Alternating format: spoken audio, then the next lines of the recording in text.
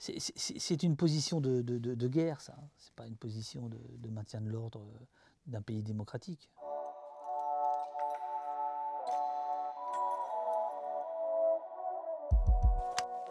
L'État détient le monopole de l'usage légitime de la violence. Max Weber. Alors en fait, ce n'est pas exactement ce que Max Weber a écrit. Et c'est toute la question du film. Max Weber a écrit « L'État revendique pour son propre compte le monopole de l'usage de la violence légitime ». Cette phrase telle que vous l'avez écrite là, et qu'on donne aussi dans le film, c'est le raccourci sur lequel tout le monde, à tort, s'accorde. Jusqu'à récemment, le ministre de l'Intérieur, qui lui a carrément dit « La police détient le monopole de la violence légitime ». Non, pas du tout. Max Weber, cette phrase, elle est de 1919, un an avant sa mort, dans Le Savant et le Politique. Et c'est une phrase qui, dans la sociologie, donc c'est un des pères de la sociologie, et une des phrases les plus fulgurantes qui soit. Et donc on est parti de cette phrase-là pour faire le film, en fait. Car tous les concepts qu'on voulait manier sont dans cette phrase. Sacré Max.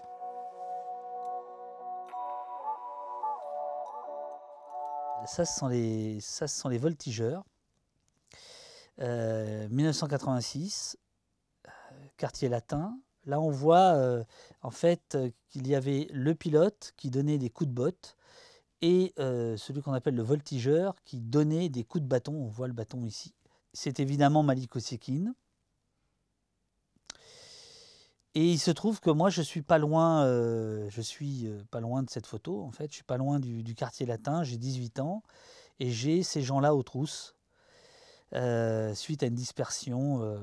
Et ça, j'oublierai jamais.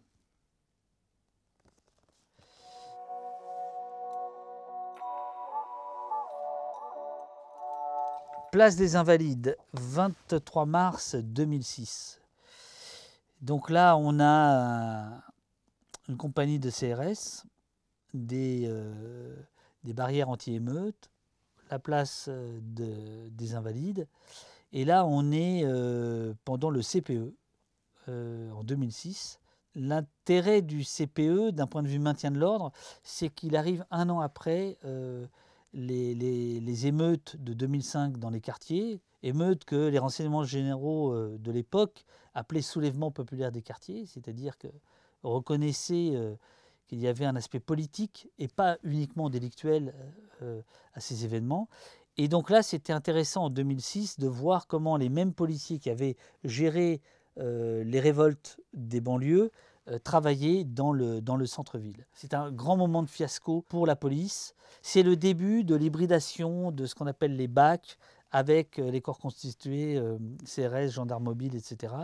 Et c'est en fait le début de ce à quoi on assiste aujourd'hui de manière frontale.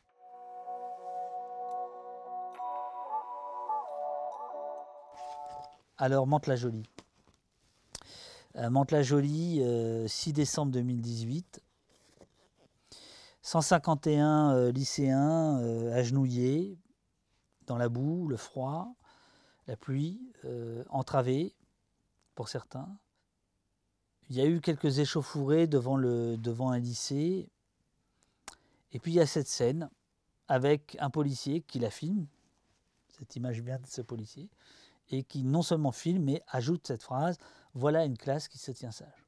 Elle est aussi terrible parce qu'elle a été acceptée finalement. On se souvient de Ségolène Royal disant « ça leur fera des souvenirs ». Bon, c'est odieux, quoi. Et donc, dans le film, on revient beaucoup sur cette image.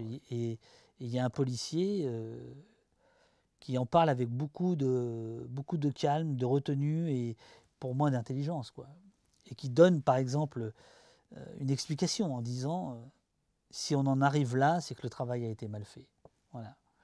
Et la question, c'est est-ce qu'on accepte qu'on en arrive là? Voilà.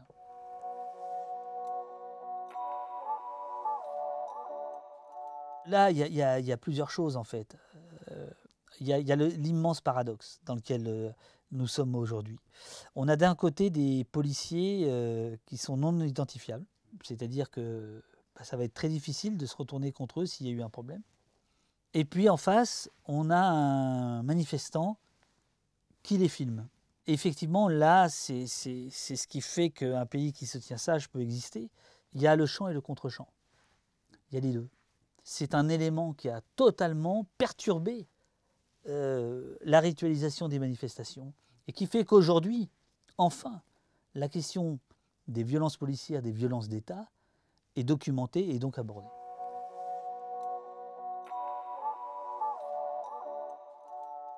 Allo Place Beauvau, c'est pour un signalement 1. C'est le premier. C'est le premier, c'est-à-dire l'effroi, la sidération. Il se trouve que ce n'est donc pas un gilet jaune, c'est un lycéen. À l'époque, il y a ces deux mouvements. Et l'idée au départ, c'est sidération devant la violence, sidération devant le silence médiatique, et sidération devant ce qui va très vite devenir le déni politique. L'un nourrissant l'autre. Et donc, je démarre comme ça.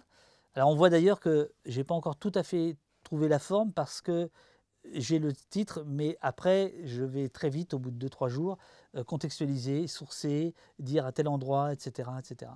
Sans m'en rendre compte, je me transforme en lanceur d'alerte.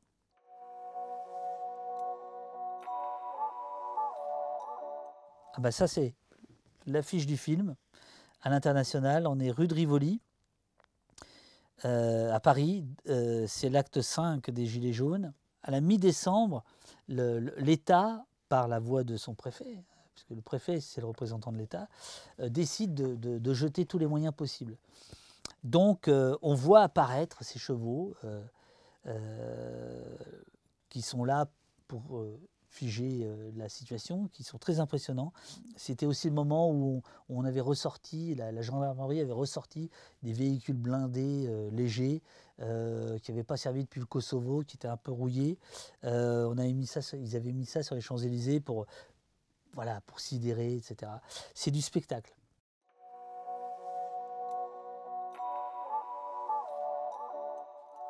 Fort de Brégançon, 19 août 2019. Dans cette poignée de main, il y a beaucoup de choses autour de la liberté de manifester.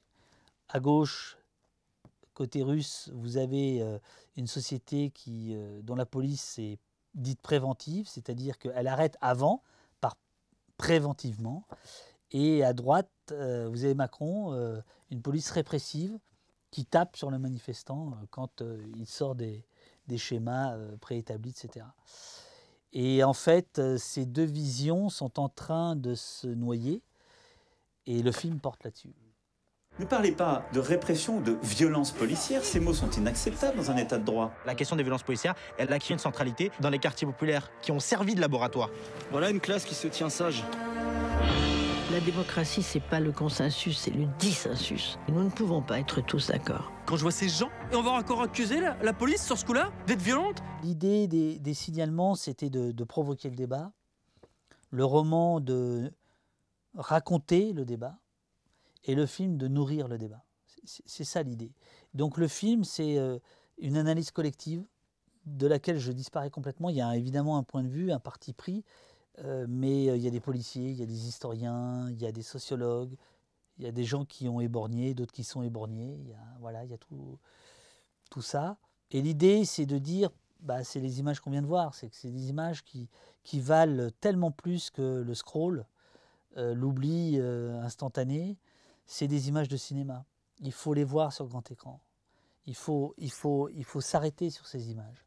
Elles sont beaucoup plus fortes, beaucoup plus grandes que nos écrans de téléphone. Mais mon Dieu, il y a des jeunes enfants, mais sérieusement! Rien n'est caché. Ce qui se passe est maintenant révélé à la face du monde par des vidéos qui sont amplifiées. Est-ce que c'est normal, ça? Arrêtez!